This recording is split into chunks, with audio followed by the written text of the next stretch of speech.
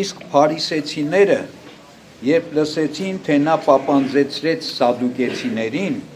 իմի հավաքվեցին եւ նրանցից մեկը նրան փորձելով հարցրեց եւ ասաց. «Վարդապետ, օրենքի մեջ որ պատվիրանն է մեծ»։ Եվ Հիսուս նրան ասաց. «Պիտի սիրես քո Տեր Աստծուն քո ամբողջ սրտով, քո ամբողջ հոգով եւ քո ամբողջ մտքով»։ Այս է մեծ եւ առաջին պատվիրանը, եւ երկրորդը սրա նման է. պիտի սիրես քո ընկերոջը ինչպես քո անձը։ Այս երկու պատվիրաններից են կախված ամբողջ օրենքն ու մարգարեները։ Եվ երբ փարիսեցիները հավաքվեցին, Հիսուս նրանց հարցրեց եւ ասաց. «Ինչ կարծիք ունեք Քրիստոսի մասին, ում որդին է»։ Նրան ասացին. «Դավթի»։ Հիսուս նրանց ասաց. «Իսկ Դավիթն ինչպես նրան Սուրբ Հոգով Տեր է կոչում եւ ասում. Տերն իմ տիրոջն ասաց նստիր իմ աջ կողմում, մինչև որ քո թշնամիներին դնեմ քո ոտքերի տակ իբրև պատվանդան։ Իսկ եթե Դավիթը նրան Տեր է կոչում, ինչպես նրա որդին կլինի»։ Եվ ոչ ոք նրան մի բառ պատասխան չկարողացավ տալ, եւ այդ օրվանից ոչ ոք չէր համարձակվում նրան մի որևէ բան հարցնել։ Այն ժամանակ Հիսուս խոսեց ժողովրդին եւ իր աշակերտներին եւ ասաց. «Մովսեսի աթոռի վրա նստեցին օրենսգետներն ու փարիսեցիները։ Ամեն ինչ որ նրանք ձեզ ասեն, արեք եւ պահեցեք, բայց մի արեք ըստ նրանց գործերի, քանի որ ասում են, բայց չեն անում։ Ծանր ու դժվարակիր բեռներ են կապում եւ դնում մարդկանց ուսերի վրա, բայց իրենց մատով անգամ չեն կամենում շարժել դրանք, եւ իրենց բոլոր գործերն անում են ի ցույց մարդկանց, լայնացնում են իրենց գրապանակները եւ երկարացնում են իրենց զգեստների ծոպերը, սիրում են ընթրիքների ժամանակ պատվոտեղեր,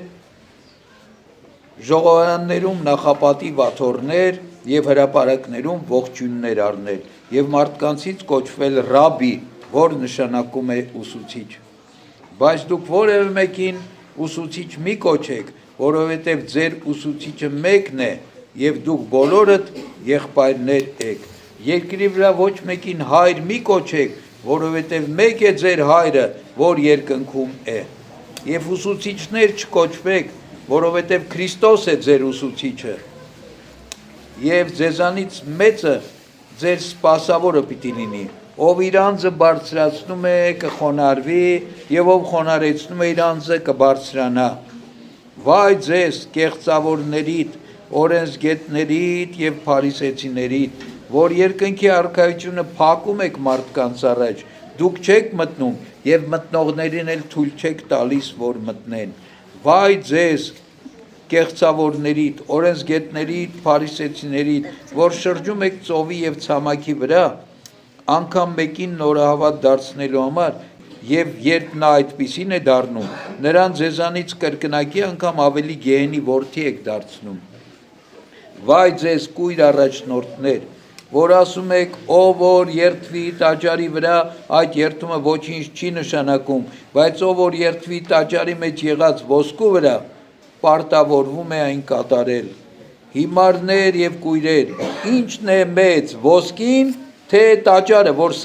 սրբացնում է ոսկին։ Եվ ով որ երթվի սեղանի վրա, այդ երթումը ոչինչ չի նշանակում, բայց ով որ երթվի նրա վրա գտնվող ընծայի վրա, պարտավորվում է այն կատարել։ Հիմարներ եւ կույրեր, ի՞նչն է մեծ, ընծան, թե սեղանը, որ սրբագործում է ընծան։ Իսկ արդ, ով որ երթվեց սեղանի վրա, երթված կլինի նրա վրա եւ այն ամենի վրա, որ սեղանի վրա է։ Եվ ով որ երթվեց տաճարի վրա, երթված կլինի նրա վրա եւ նրա մեջ բնակվող Աստծո վրա։ Եվ ով որ երթվեց երկնքի վրա, երթված կլինի Աստծո աթոռի եւ նրա վրա նստողի վրա։ Վայ ձեզ կեղծավորներիդ, օրենսգետներիդ եւ փարիսեցիներիդ, որ տալիս եք անանուխի եւ սամիթի ու չամանի տասանորդը, բայց թողել եք օրենքի ամենից կարևորները՝ արդարությունը, ողորմությունը եւ հավատը։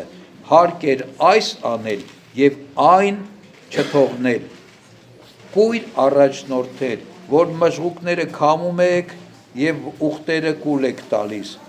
Վայ ձեզ կեղծավորներից, օրենսգետներից եւ փարիսեցիներից, որ բաժակի եւ պնակի դուրսը մաքրում եք, մինչ ներսից նրանք լի են գողությամբ եւ անշուշկալությամբ։ Կույր փարիսեցի, նախ մաքրիր բաժակի եւ պնակի ներսը, որպեսզի դրանից դուրսն էլ մաքուր լինի։ Վայ ձեզ կեղծավորներիդ, օրենսգետներիդ եւ փարիսեցիներիդ, որ նման եք սպիտակեցրած գերեզմանների, որոնք դրսից գեղեցիկ են երևում, մինչդեռ ներսից լի են մեռելոտի ոսկորներով եւ ամենայն ապականությամբ։ Նույնպես եւ դուք դրսից մարդկանց արդար եք երևում, մինչ ներսից լի եք կեղծավորությամբ եւ անօրենությամբ։ Վայ ձեզ կեղծավորներիդ, օրենսգետներիդ եւ փարիսեցիներիդ, որ մարգարեների շիրիմներն եք շինում եւ արդարների գերեզմաններն եք զարդարում, եւ ասում եք. եթե մենք մեր հայրերի օրոք լինենք, մարգարեների սպանությանը մասնակից չենք լինի, ապա ուրեմն դուք ինքներդ ձեր մասին վկայում եք, թե որդիներն եք նրանց, որոնք կոտորում էին մարգարեներին, ուրեմն դուք էլ լրացրեք ձեր հայրերի արածը։ Օձեր, իժերի ծնունդներ, ինչպես պիտի փախչեք գեհենի դատապարտությունից։ Դրա համար ես ձեզ մոտ եմ ուղարկում մարգարեներ, իմաստուններ, օրենսգետներ, նրանցից ոմանց դուք պիտի սպանեք եւ խաչը պիտի հանեք։ Նրանցից ոմանց էլ պիտի տանջեք ձեր ժողովարաններում եւ քաղաքից քաղաք պիտի հալածեք, որպեսզի ձեր վրա ընկնի մեղքը երկրի վրա թափված ամեն արյան, արդար Աբելի արյունից մինչև անյունը Բարաքեի որդի Զաքարիայի, որին սպանեցիք տաճարի եւ զոհասեղանի միջև։ Ճշմարիտ եմ ասում ձեզ, այս բոլորը պիտի գա այս սերնդի վրա։ Երուսաղեմ, Երուսաղեմ, որ կոտորում էիր մարգարեներին եւ քարկոծում էիր քեզ մոտ ուղարկվածներին, քանի անգամ կամեցա հավաքել քո մանուկներին, ինչպես հավն է հավաքում իր ձագերին թևերի տակ, բայց չկամեցաք։ Ահա ձեր տունը ավերակ կթողնվի ձեզ, բայց ձեզ ասում եմ, որ այսուհետև ինձ այլևս չեք տեսնի, մինչև որ ասեք, օրհնյալ է նա, որ գալիս է Տիրոջ անունով։ Այսօր 6-րդ կիրակին է մեծ պահքի, վերջին կիրակին, որովհետև այս շաբաթվա մեջ ուրբաթ օրը ավարտվում է 40-րդ պահքը եւ սկսում է մի շրջան, վերջին հատվածը այս մեծ պահքի, որը կոչվում է ավագ շաբաթ։ Ուրեմն շաբաթ, կիրակի եւ այսպես մինչեւ այն մյուս կիրակին, որ արդեն հարության տոնն է, ամսի 5-ը։ Ուրեմն այսօր այս մեծ պահքի ոսկե կիրակիների շղթայի վերջին 6-րդ կիրակին էր եւ այսօրվա կիրակին կոչվում է Գալստյան կիրակի։ Գալուստի մասին է խոսքը։ Բնական է, որ Քրիստոսի գալստյան մասին է խոսքը եւ եկեղեցական հայրերն ասում են, որ այս կիրակին հիշատակությունն է Քրիստոսի կամ մեզ հիշեցնում է կամ մեր առջև բացում է Քրիստոսի երկու գալուստները։ Առաջին գալուստը, որ տեղի է ունեցել մեզանից 2000 տարիներ առաջ, 2026 տարի առաջ, երբ մեր Տեր Հիսուս Քրիստոս ծնվեց աշխարհի մեջ, եւ երկրորդ գալուստը, որ պիտի տեղի ունենա այն օրը, որ միայն Աստված գիտի, ուրիշ որևէ մեկը չգիտի այդ օրվա եւ ժամվա մասին, ասում է Սուրբ Ավետարանը։ Ուրեմն այսօր մենք հիշատակում ենք երկու գալուստները եւ մենք միշտ ասում ենք Քրիստոսի առաջին գալուստը մեր փրկության համար եղավ։ Քրիստոս եկավ, որպիսի ընկած մարդուն, մեղավոր մարդուն, Աստծուց վտարված, Աստծուց հեռացված, արտաքսված մարդուն վերադարձնի Աստծո մոտ, որպեսզի մարդ արարածը մեղանչական վիճակից արդարանա։ Առաջին գալուստը սրա համար էր։ Երկրորդ գալուստը այս ամեն ինչի վերջակետը դնելու համար է, դատաստանի համար է։ Քրիստոս պիտի գա, որ տեսնի իր առաջին գալուստը ինչ արդյունք տվեց։ Պիտի բոլորին հավաքի իր առաջ, ինչպես ասում է Սուրբ Ավետարանը, եւ պիտի դատի։ Ովքեր պիտի արժանանան այդ օրը երկնքի արքայության եւ ովքեր պիտի արժանանան հավիտենական դատապարտության, դժոխքի տանջանքի, երկրորդ գալուստը սրա համար պիտի լինի։ Այսինքն առաջին գալստյան ժամանակ Քրիստոսն եկավ որպես ողորմած, գթած, մարդասեր փրկիչ, այդպես էլ ասած հրեշտակը ասեց նրա անունը, որ պիտի ծնվի, կդնեք Հիսուս, որ նշանակում է փրկիչ, որովհետև նա մարդկությանը պիտի փրկի իր մեղքերից։ Երկրորդ գալստյան ժամանակ պիտի գա որպես հզոր, ահեղ, թագավոր, Աստված, որպես դատավոր պիտի գա, դատելու ողջերին ու մեռածներին։ Ընդհանրապես, որպես կանոն, մենք գալստյան կիրակին, գոնե ես կամ շատերը հոգևորականներից կանգ են առնում երկրորդ գալստյան վրա։ Եվ մարդկանց էլ հետաքրքիր է երկրորդ գալուստը, հա, երբ պիտի լինի, ինչպես պիտի լինի, ինչ պիտի արվի, ինչ պիտի լինի, բայց այս անգամ ես մտածում եմ, որ շատ ավելի կարևոր է, որ մենք կանգ առնենք առաջին գալստյան վրա։ Քրիստոսն եկավ, որպեսզի մեզ փրկի։ Քրիստոսն եկավ, որպեսզի աշխարհը փրկի։ Քրիստոս եկավ, որպեսզի մարդկությանը փրկի։ Հիմա մենք մի պահ կանգ առնենք եւ մտածենք։ Մենք որ այդքան հետաքրքրվում ենք,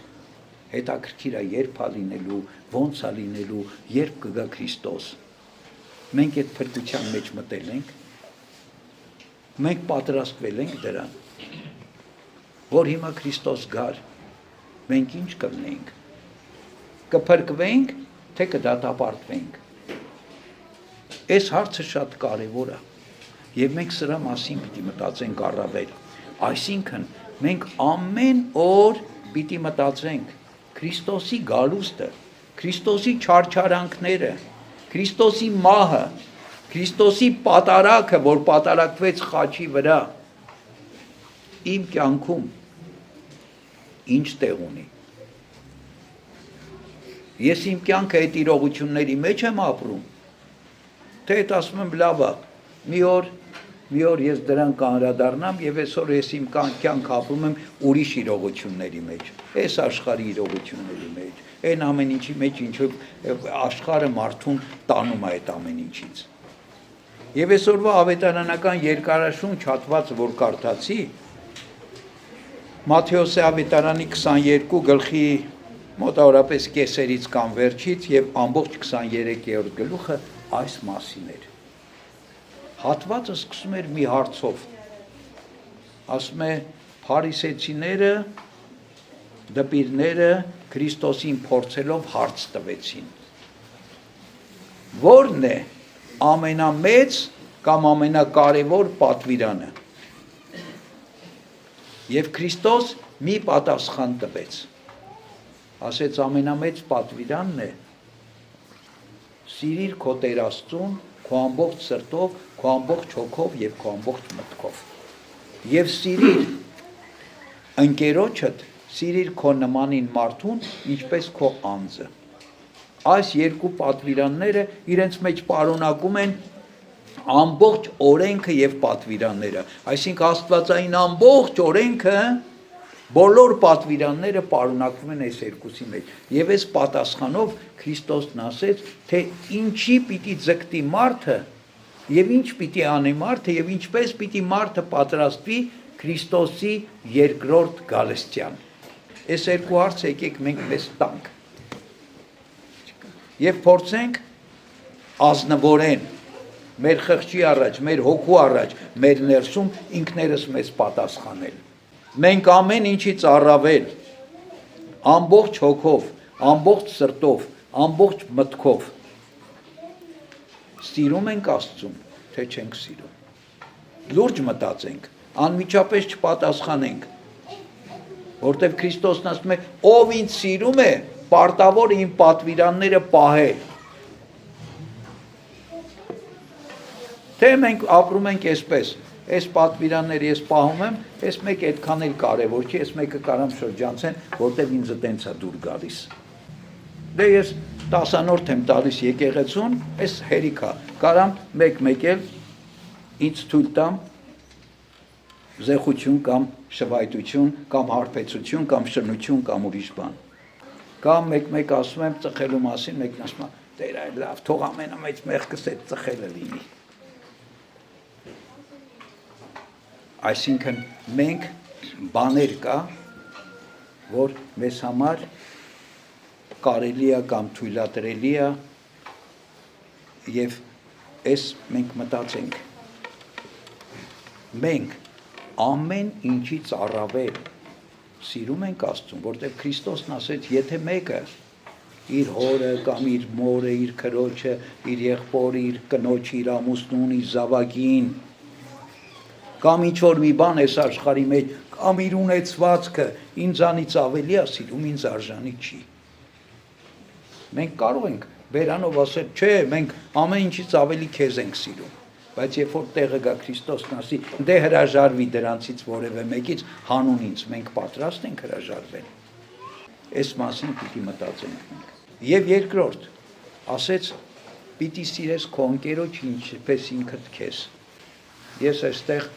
մի հարց տամ։ Մենք կարող ասենք, այո, մենք սիրում ենք մարդկանց։ Ես մի քիչ հարցը ավելի դժվարացնեմ։ Գոնե մեկը կա աշխարհում,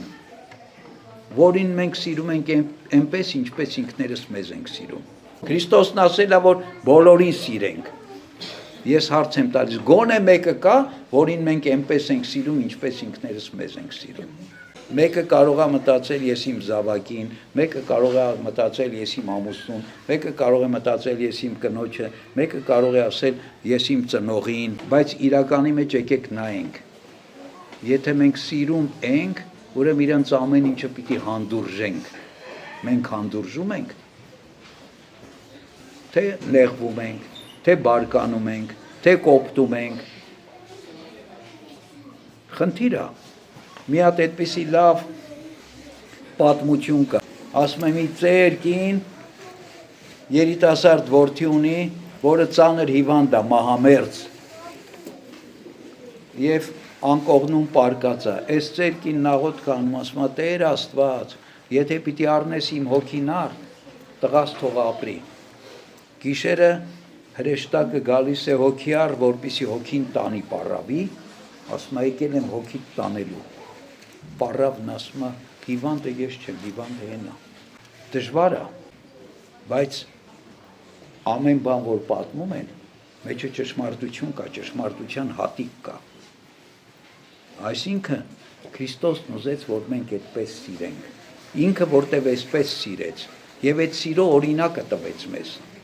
Ինքը հանուն մեր սիրո իրեն զոհաբերեց։ Եվ ավետարանն էս ասում ավելի մեծ սեր, քան մեկը պատրաստ լինի ինքն իրեն զոհաբերելու իր մերձավորների համար գոյություն չունի։ Այսինքն սիրո արտահայտությունը պիտի լինի զոհաբերվելը։ Զոհաբերվել զավակիդ համար, զոհաբերվել ծնողիդ համար, զոհաբերվել ամուսնուդ համար, կնոջդ համար, ընկերոջդ համար, ազգիդ համար, ժողովրդիդ համար, հայրենիքիդ համար, ում որ ասում ես սիրում եմ, պիտի պատրաստ լինես իր համար զոհաբերության։ Ինչ աստիճանի, մինչև իսկ կյանքդ պիտի տաս։ Էս է սերը, այս սիրո մասին է խոսում Աստված։ Հիմա մենք ասում ենք երբ պիտի գա Քրիստոս։ Քրիստոս որ այսօր գա, մեզ այս սիրո մեջ է գտնելու։ Երբեմն ասում են, բա ինչի Քրիստոս չի գալիս։ Ես էլ ասում եմ, լավ է որ չի գալիս, որ հիմա գա Քրիստոս, մենք դժոխքում կայանում ենք, գոնե ժամանակ է տալիս, որ մենք այդ ժամանակը ճիշտ օգտագործենք։ Եվ այս երկարաշունչ ընթերցումը, որ կար, վայերը, որ կարդացինք, վայ փարիսեցիներիդ, վայ օրենսգետներիդ,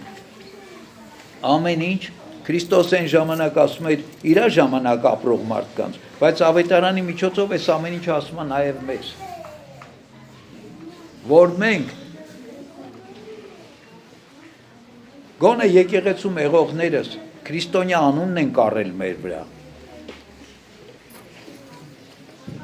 Մենք մեզ հոգևոր մարդիկ ենք համարում, քրիստոնյաներ ենք համարում, հավատացյալ ենք համարում, բայց մենք այս տեսակ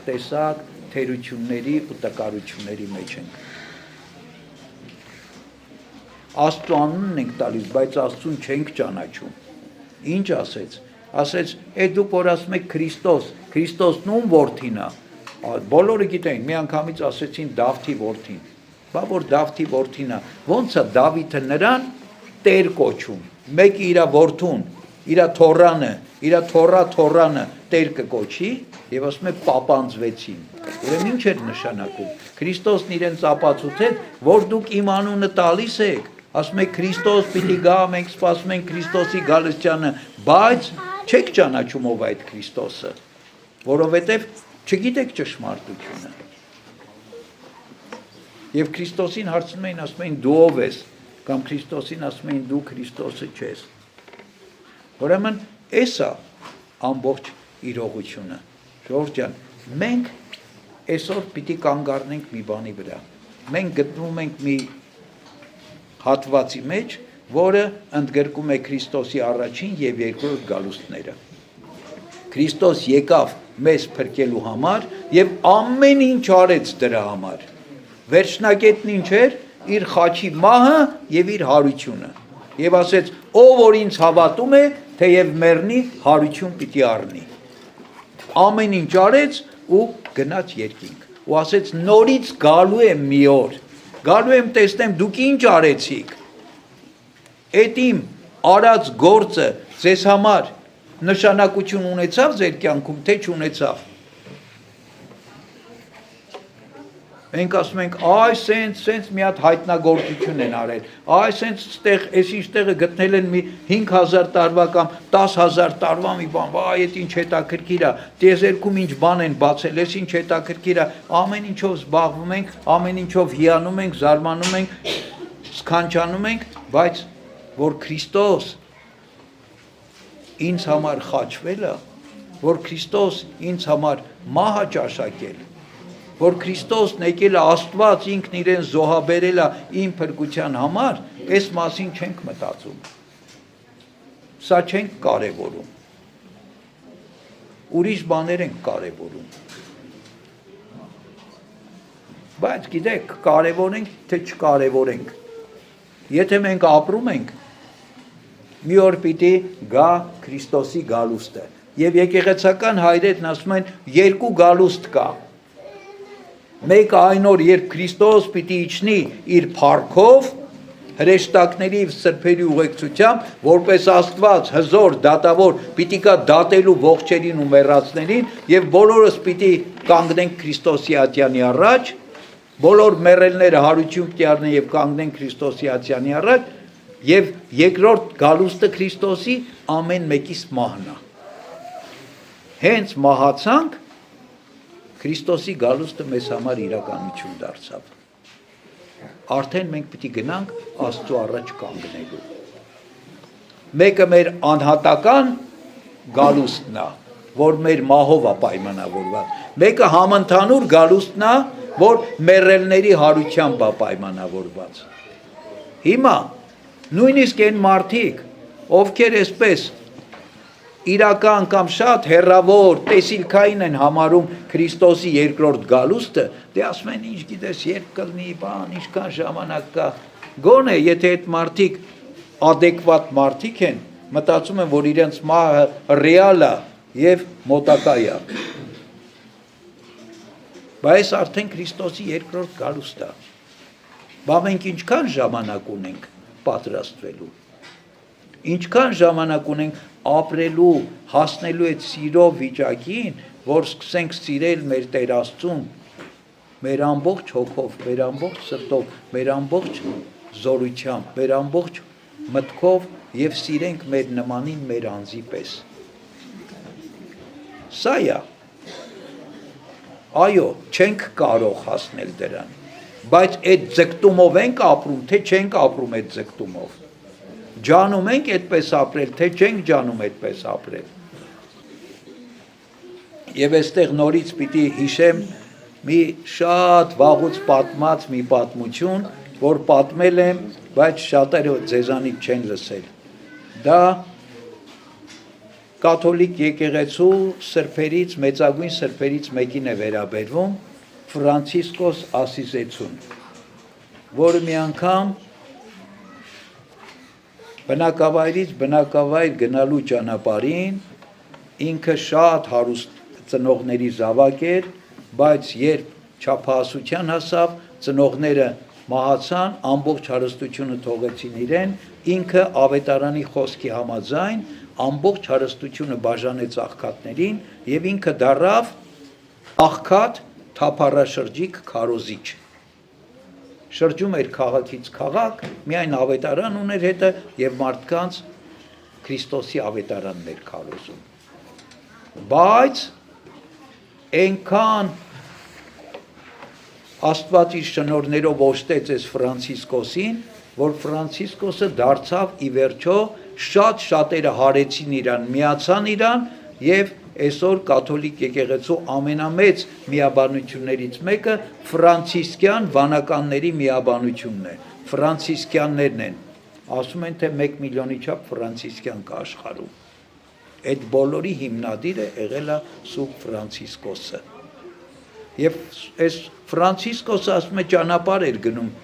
բնակավայրից բնակավայր, ցուրտ էր արդեն եւ ճանապարհին հանդիպում է մի բորոտի, որը ասում է մրսում եմ։ Ֆրանցիսկոսը իր հագուստը, վերնահագուստը հանում է տալիս է այս բորոտին։ Բորոտի հետ շփվելը վտանգավոր է, որտեվ նույնիսկ մոտենալն էր վտանգավոր, որովհետեւ կվարակվես բորոտությամբ։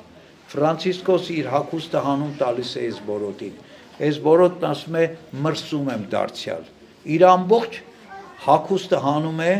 հագցնում է բորոտին, ինքը մնում է միայն ներքնաշորերով։